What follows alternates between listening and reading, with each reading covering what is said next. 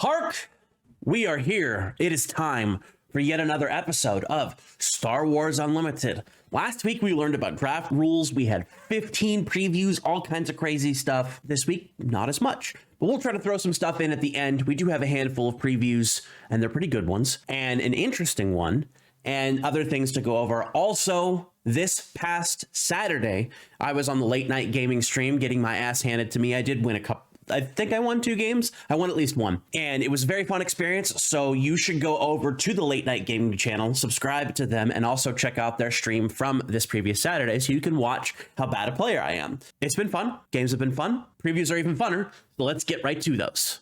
Our first preview comes by way of the Unlimited FFG Twitter account.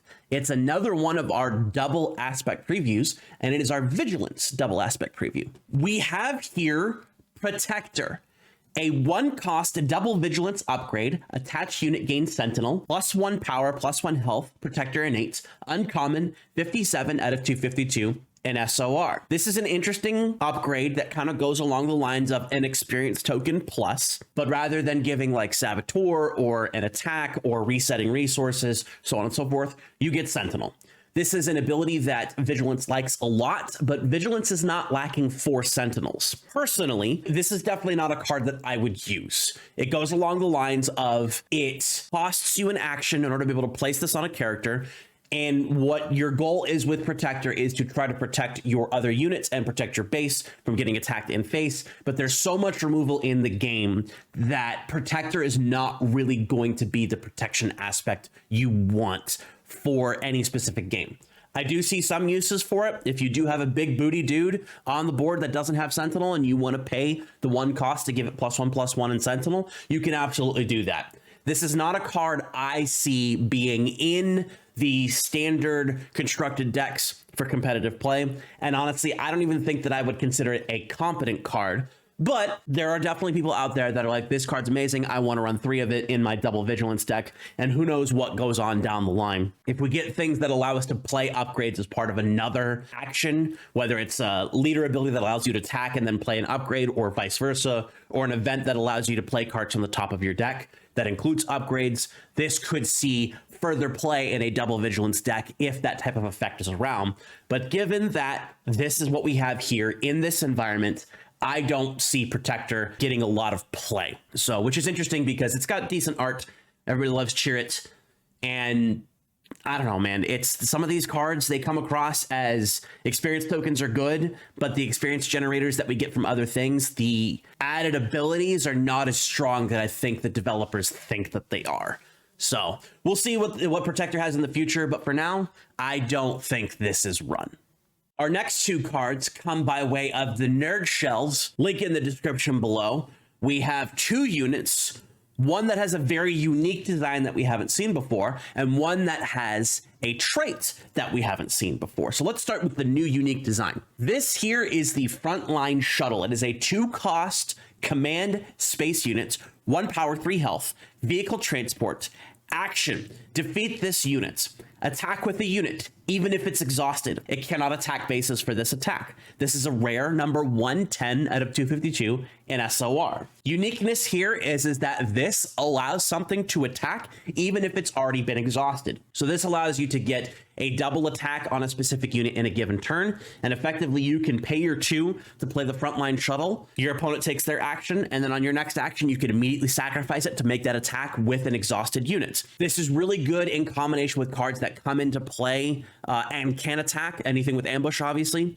This is really, it's decent on something like the Millennium Falcon, where it'll be able to attack, and then you can Frontline Shuttle to be able to attack something else, so another unit that's on the board, and get some of that advantage from the ability of spending 2 to be able to do this. Now, you do need another unit on the board, so if your opponent destroys whatever it is you think you're going to be using, Frontline Shuttle becomes less useful. But I think this is actually a very strong card because it does allow you to attack when exhausted. And this is a great text to be able to showcase to other people. If something says attack with a unit, it has to be ready, because this specifically says you can attack with the unit even if it's exhausted. And that's what a lot of text that players need in order to be able to understand why different things work differently. Frontline Shuttle, very good card. This is also going to be an amazing limited card, because being able to remove your opponent, this is effectively removal for units by using other units to do so. Fantastic card. Love the art here. Love the Lambda shuttle with the exploding TIE fighters in the back. Fantastic card all around. I think this will see a lot of play, but I also think a lot of people are going to be down on it initially until they see the power of it, just like other cards have happened with me, in a game where it blows you out. Our next card has the trait that we haven't seen before, and this leaves me very excited for the future. But even still, I think this card is a great tech play to be able to use in aggression. And we have here Wolf, Suspicious Veteran, a 2-cost aggression-only ground unit, 3 power, 2 health, Fringe Clone, set 3 vibes, Saboteur. When played and on attack, bases cannot be healed for this phase. It is a rare, number 160 out of 252, an SOR. The tech play for Wolf is, if you know your opponent's going to heal a bunch, i.e. Iden, or Vigilance as a whole, some command, you play your Wolf, and now your opponent cannot heal their base for any reason whatsoever. Strong, strong plays. And when it attacks, so in future rounds, if this survives, you can do that. Stick experience tokens on this, stick a shield on it, stick entrenched on it. You want this thing to survive as long as possible to make sure that your opponent cannot heal, and because it has Saboteur, it can also keep poking at your opponent's base, ignoring shields and sentinels. The other thing you need to pay attention to this card is bases, not your opponent's base, bases as a whole. That means you can't heal your base either. Keep that in mind when you're playing Wolf.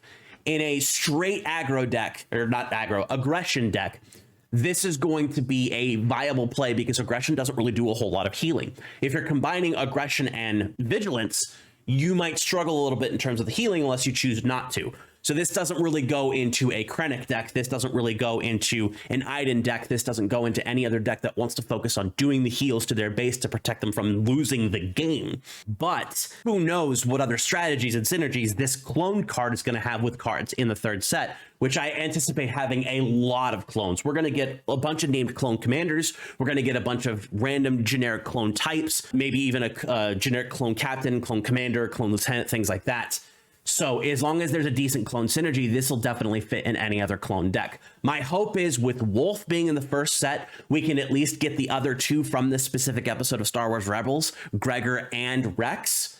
But given how many cards we have left in the set, I'm not entirely sure if that's going to happen. Regardless, Wolf is a great card. Wolf, I think, is a great card just generically, and I believe he's also a very good limited card because of that ability to come down as a 2-cost with 3 power and Saboteur and a relevant on-play attack effect.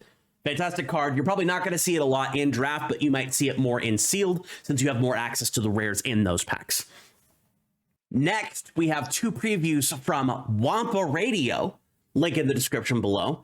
The gents over there had a lot of lovely discussions in their episode, but they got to preview 2 very powerful cards, one of which is an event, and the other is a unit that I've been looking forward to seeing for a long time. So let's start with this event. We have here Power of the Dark Side, a 3-cost Vigilance Villainy innate event. An opponent chooses a unit they control, defeat that unit. This is an uncommon, number 41 out of 252, an SOR. Starting off, lovely Rogue One art.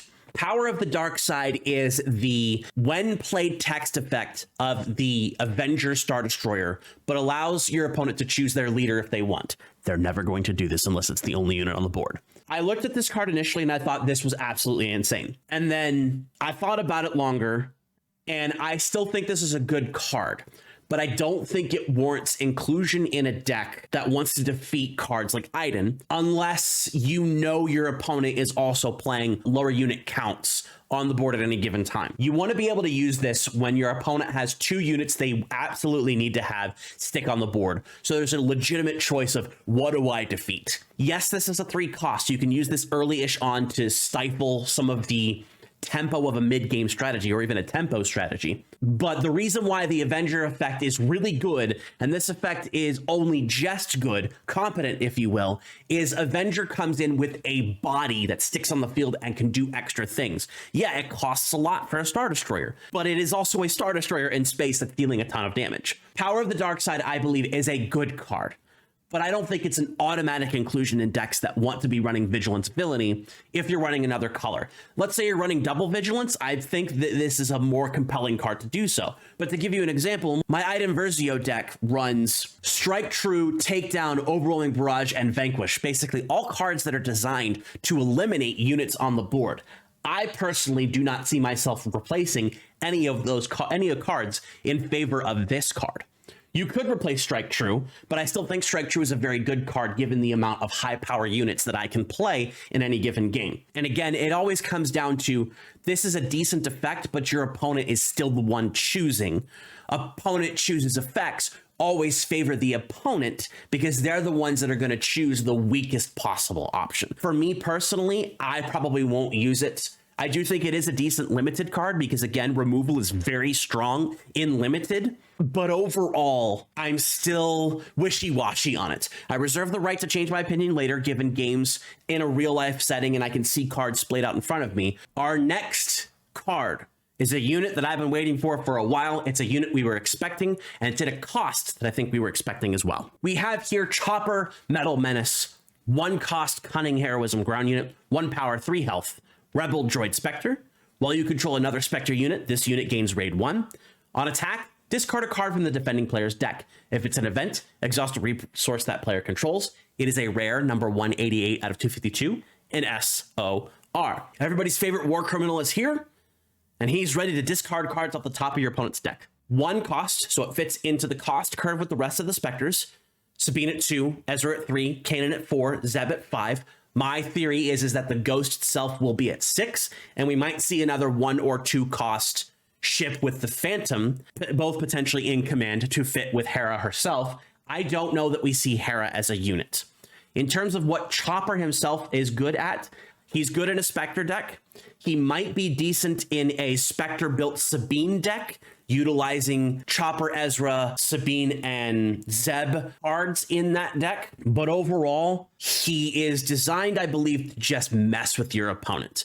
The combination of Spark of Rebellion to pull cards out of your opponent's hand, Kanan and Chopper to pull cards at the top of your opponent's deck, is to just cause chaos and hope that that chaos is enough to be able to stifle your opponent's plays and force them to switch into different gears for different things. Bare minimum, if you can at least have another Spectre on the board, which is pretty easy with low-cost units like Sabine and Ezra, this can be attacking for 2 and discarding a card off the top of your opponent's deck. Kanan can do the same thing, discarding more cards with more Spectres, and also healing as a result of that. I love this card. I think it's really cool. I'm definitely using it as a 3-of in a Hera deck. Using it as a 3-of in a Sabine deck that focuses on the Spectres might be very interesting, but I'm not entirely sure how effective that would be over the current Sabine Aggression Cunning build. We'll have to see in the future. I think what really decides if this card is run competitively or not is if the Ghost, the Phantom, and potentially a Hera unit enable the deck to be better than it currently is. I do believe that deck is going to be a pet deck for me personally, but on top of that, I gotta have my Chopper because he's one of my favorite droids. So, and if he doesn't see use, whatever, man. There's 252 cards in the game. They can't all be usable, even though they all should be usable. Our next preview comes by way of the Unlimited FFG Twitter account. This is our last double single aspect preview. You'll understand what I mean when I go over to it. It is aggression, and it's an event, and it's a pretty cool one. We have here Rallying Cry, a 3-cost double aggression tactic event. Each friendly unit gains raid 2 for this phase. It is an uncommon, number 154 out of 252 in SOR. Right off the bat, Mandalorians. I'm happy. Let's go. Give me a double aggression Mandalorian deck that just wrecks face. I know it won't happen this set because we have 3 Mandalorian cards, but the future is unlimited as we know. In terms of Rallying Cry as a card itself, there are obviously 5 total leaders that can utilize this card, but I believe only 3 of them will really want to use this as a whole. Double Aggression Sabine, Double Aggression Vader, and Double Aggression Grand Inquisitor for various different reasons for each one, but still ultimately dump a bunch of units on the board, Rallying Cry at the next round, attack, attack, attack, attack. A lot of what you're going to do with this card is play it as your first round, card, then attack with your units. Notably, because this targets the friendly units that exist, it will not give the bonus to units that don't exist, i.e. your leader or other, if you haven't played your leader yet, or other units that haven't been played in the turn. If you can get this off, much like Medal Ceremony, with 2 or 3, preferably 3 or more cards on the board, units that can actually benefit from raid, you will be in a good territory to be able to play this card. You can also just try to use this at an opportunity where you think you're going to be able to get the win, so long as your opponent doesn't have the resources to negate what you're doing. Say your opponent has 3-4 health remaining on their base and you've got a 2 health units, but they're tapped out. They have nothing that they can block with, no sentinels on the board. They've taken the initiative. Let's say you've got your 3 resources open. You have 1 unit with 2 attack. Rallying cry, attack, boom. Yes, that is a pie in the sky situation, but I don't think that is too far above the average of what you can accomplish with this specific card. I like it a lot. I think it's really good. I think if you play double aggression, you're probably going to play this, especially if you're playing double aggression as a units-based strategy, and just throw attacks as many times as you possibly can. It's an interesting card design. We'll see how effective it is in the future, but for right now, I think this is very playable in double aggression. And that is all she wrote for us this week for Star Wars Unlimited. We are inching ever closer to the release of Star Wars Unlimited. I'm trying to confirm my plans locally here for what's going to happen with Star Wars Unlimited in terms of pre-releases and local events and all this other stuff. So you might see some information coming out about that if you're on the Discord. In the local area, you know where I am. If you don't know where I am, you'll figure it out eventually. But as it pertains to all of that, we're done. We had a fun week. Short week after the gigantic amount of work that had to be put into the video last week, which is interesting because it didn't feel like it while I was doing it, but it definitely was. Anyway, make sure you like the video, comment on it about your opinions about the different things that are going on with Star Wars Unlimited, what you're excited about, where you're going to be playing, and how often you are going to be playing. Subscribe to the channel. Follow me on all my socials at RybackStun. And I think that's it. We've got everything covered. So with that, I will see you in the stars.